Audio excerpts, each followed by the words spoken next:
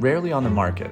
Welcome to this elegant, large, renovated 2-bedroom, 2-bath corner home at the Park Belvedere, Westside's premier full-service condominium. Facing the Museum of Natural History and the Theodore Roosevelt Park, every room is splashed with sunlight.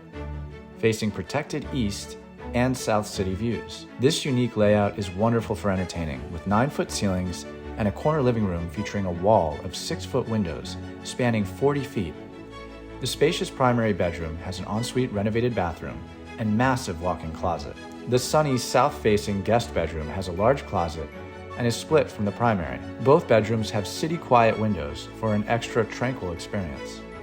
The chef's kitchen with hardwood cabinets and stone countertops is open to the living room. There's even your own laundry room with lots of storage.